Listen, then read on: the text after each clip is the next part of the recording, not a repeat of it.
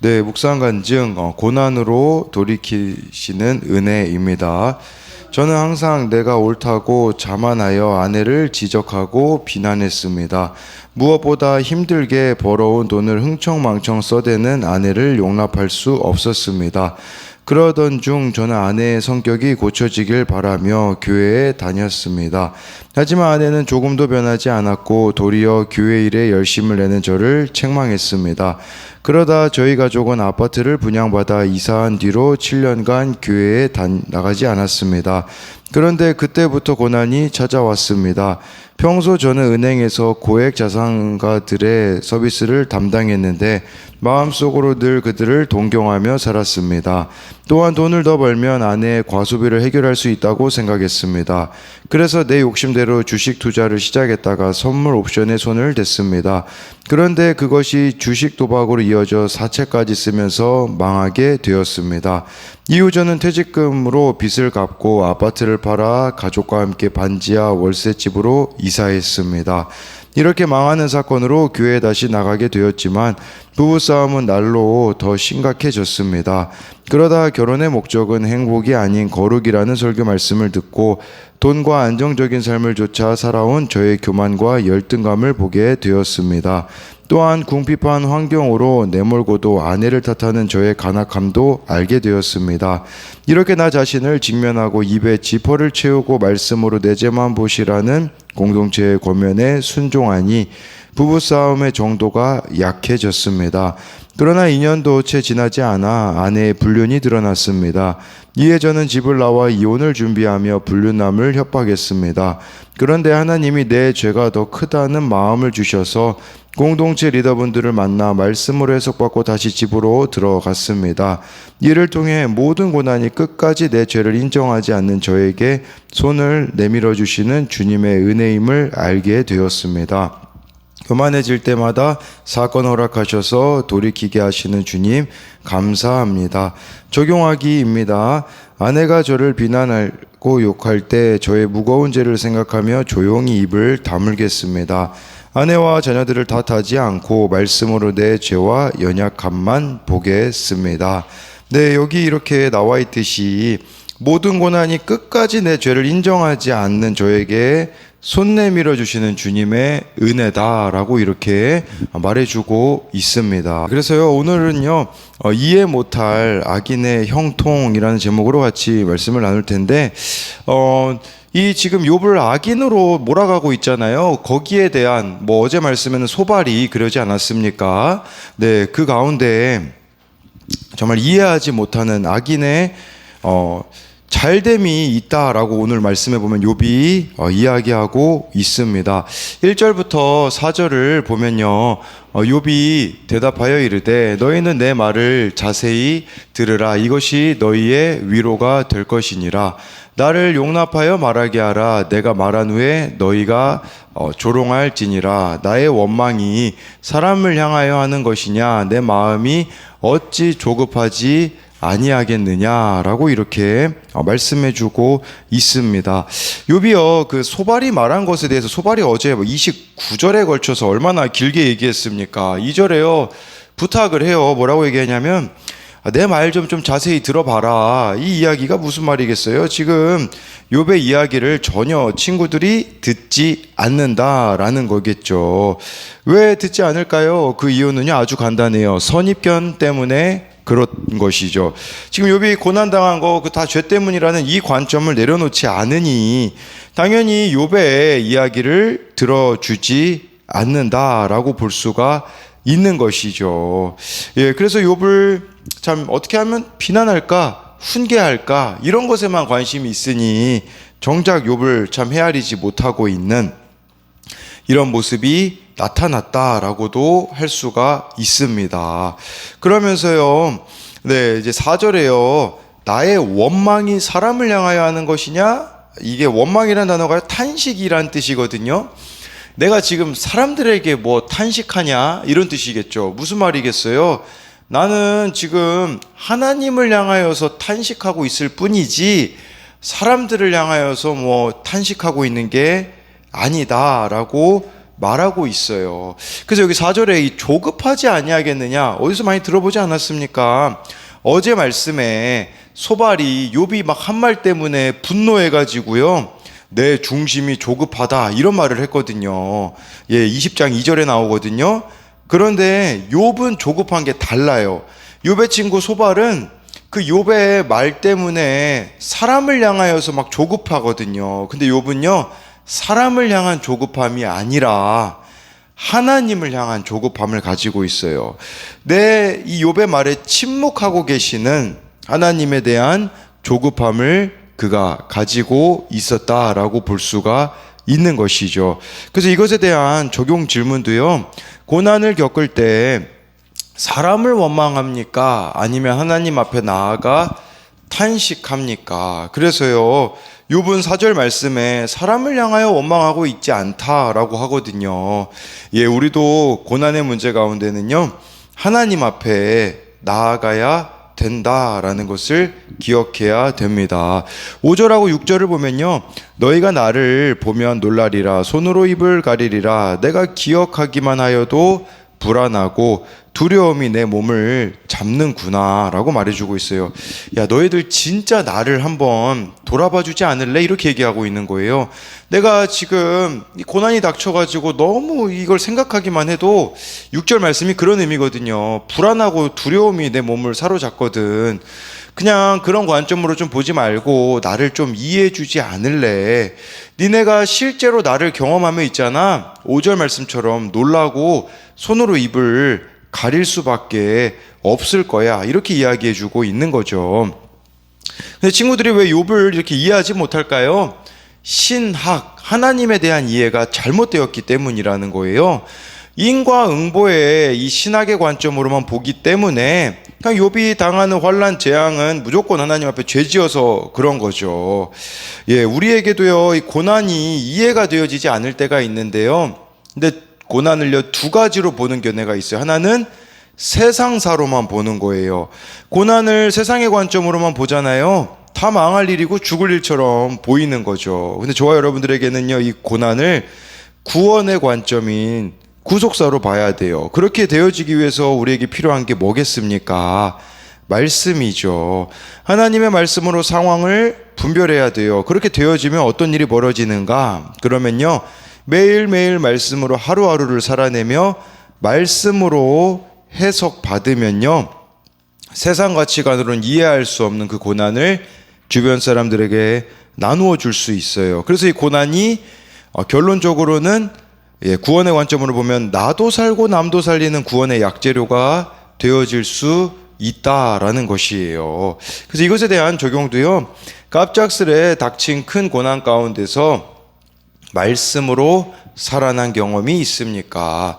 내 고난을 나누며 힘든 사람들을 위로한 적이 있습니까? 7절부터 10절을 보면요, 어찌하여 악인이 생존하고 장수하며 세력이 강하냐? 그들의 후손이 앞에서 그들과 함께 굳게 서고 자손이 그들의 목전에서 그러하구나. 그들의 집이 평안하며 두려움이 없고 하나님의 매가 그들 위에 임하지 아니하며 그들의 수소는 새끼를 빼고 그들의 암소는 낙태하는 일이 없이 새끼를 낳는구나 라고 말씀해주고 있어요. 이 말씀의 의미는요, 소발이 말한 악인의 묘사와 욥이 말하고 있는 악인의 묘사가 달라요. 왜냐? 악인들 중에 망하는 사람도 있지만 망하지 않는 사람도 있다라고 지금 욥이 말하고 있는 거예요. 소발이나 욥의 친구들은요, 악인들은 단명한다고 했거든요. 근데 7절에 보면 아니다, 악인 중에도 장수하는 사람이 있다. 이 인과응보, 이 심은대로 거둔다라는 논리로 다 해석되어지지 않는다라고 말해주고 있어요. 그리고 8절에 보니까 후손들도 건강하고 뭐 하는 일도 다 잘 된다. 뭐 욥의 친구들은 후손들이 뭐 멸망할 것이다, 막 그런 식으로 얘기했는데 예외 사항이 있다라는 거죠.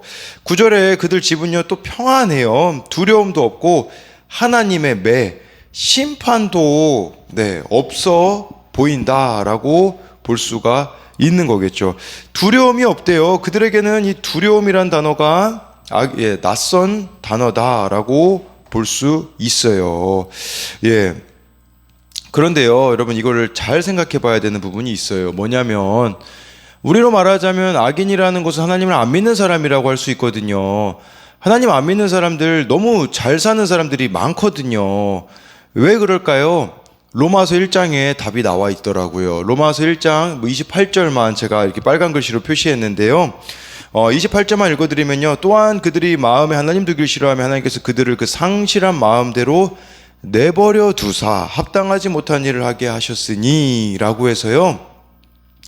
왜 악인들 하나님 떠난 인생이 잘 먹고 잘 살고 하나님의 심판이 없는가? 하나님이 버리셨기 때문이다 라는 것이에요. 그렇기 때문에요, 저와 여러분들이요, 조그만 잘못된 길로 가도요 하나님의 매가 준비되어 있다라는 것을 그런 관점으로 보셔야 돼요. 하나님이 진짜 나를 자녀 삼고 계시는구나, 나를 버리지 않으셨구나, 이런 관점으로 봐야 된다라는 거죠. 잘못된 길로 가는데 어떠한 처벌도 없다면 하나님께 버림받았을 가능성이 크다라는 것이에요.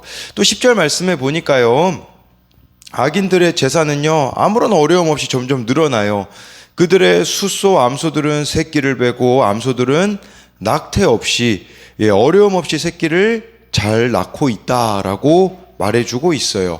그래서 이것에 대한 적용은요, 잘못된 길로 갈 때에 하나님이 주시는 매가 있습니까? 이것은 저와 여러분들이 잘못된 길로 갈 때 심판과 같은 사건을 하나님이 주시고 있느냐라는 것이에요. 하나님의 매인 고난을 통해 주께로 돌아오는 것이 가장 큰 복임을 인정합니까? 네, 그래서 이 고난을 통해 하나님께 돌아오는 게 가장 큰 복입니다. 11절부터 13절을 보면요, 그들은 아이들을 양떼같이 내보내고 그들의 자녀는 춤추는구나. 그들은 소고와 수금으로 노래하고 피리를 불어 즐기며 그들의 날을 행복하게 지내다가 잠깐 사이에 스올에 내려가느니라 라고 말씀해주고 있어요. 악인의 자녀들은요 아무 두려움 없이 양떼같이 뛰놀며 즐거워한다. 이제 그게 11절 내용이고요. 하나님 안 믿는 사람들도요 12절 보면요, 이게 무슨 말이냐, 자신의 삶을 잔치로 만든다라는 거겠죠. 그래서 하나님 안 믿는 사람들 정말 이 땅에서 잔치와 같은 삶을 살아가는 것처럼 보여요. 그런데요 13절에요, 행복하게 지내다가 잠깐 사이에 스올에 내려간다.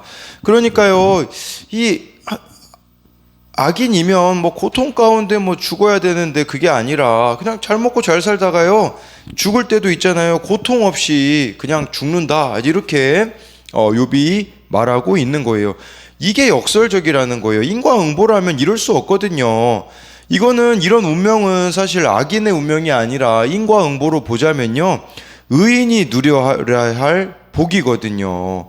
그런데 욥은 의롭게 살았음에도 악인의 운명을 맡고 있고 악인들이 오히려 의인들이 받아야 할 복을 누리고 있다라는 것을 보여주고 있는 것이겠죠.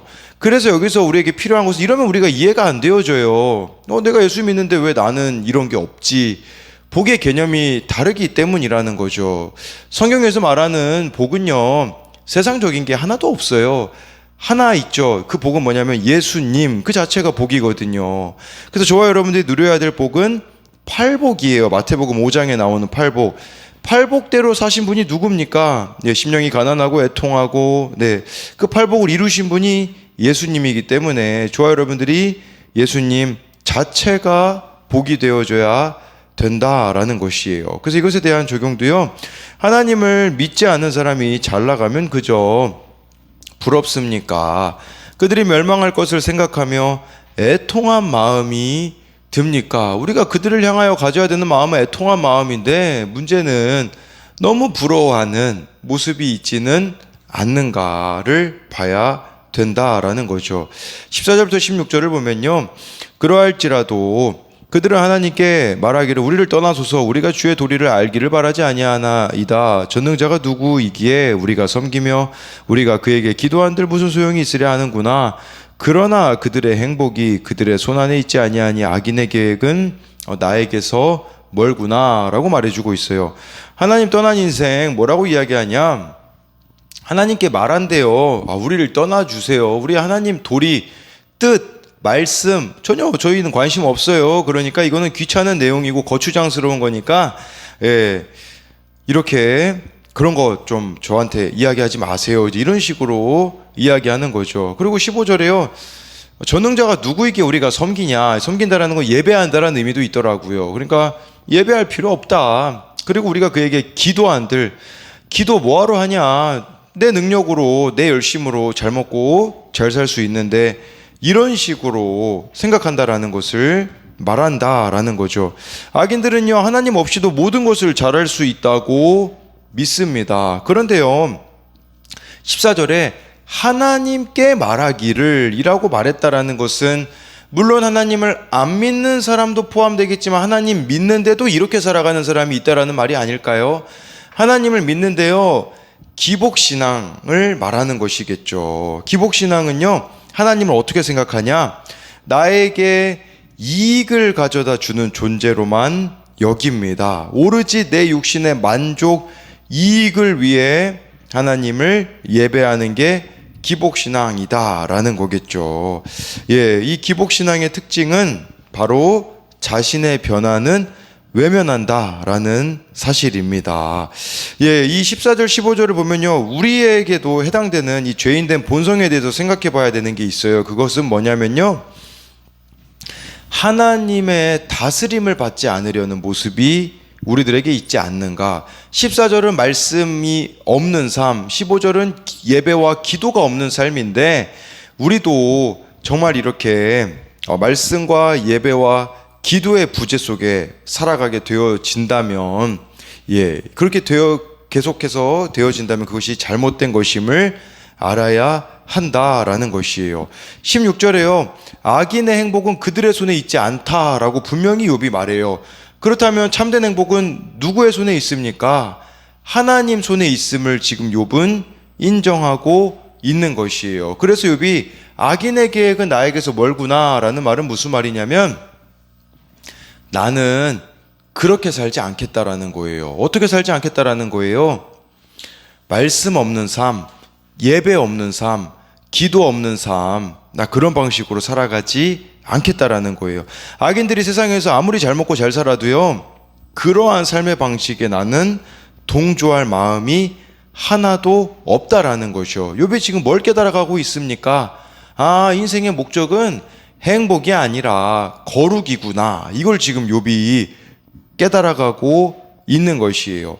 우리에게 지금 찾아온 고난이 당장 이해되지 않더라도요, 말씀대로 믿고 순종하면요, 반드시 회복의 기쁨을 맛보게 될 때가 있습니다. 오늘 새벽에 김영재 목사님 큐티노트에서 이런 말씀을 하시더라고요.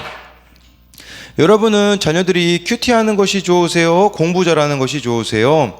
아무리 남들이 부러워하는 좋은 환경이라고 할지라도 그것이 말씀을 사모할 만한 환경이 아니라면 축복이 아닙니다.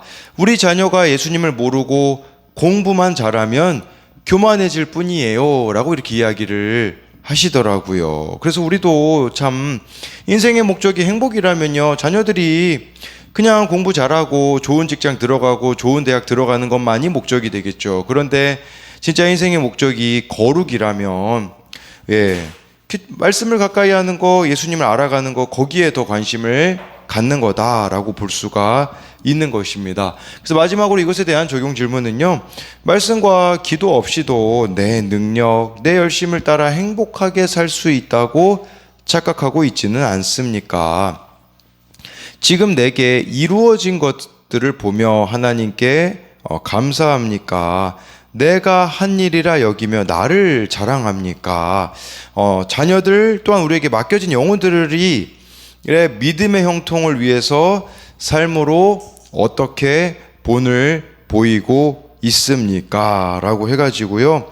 좋아요, 여러분들이요, 정말 늘 이렇게 고난을 구원의 관점으로 바라봄으로써 고난 가운데 있을 때 우리가 14절 15절 말씀을 반대로 더 주의 도리를 알기를 바라는 말씀 앞에 나아가시고요, 더 주님을 예배하고 기도 가운데 나아감으로써 고난을 통과해내며 더욱더 거룩을 향하여 가는 저와 여러분들이 되기를 소망합니다.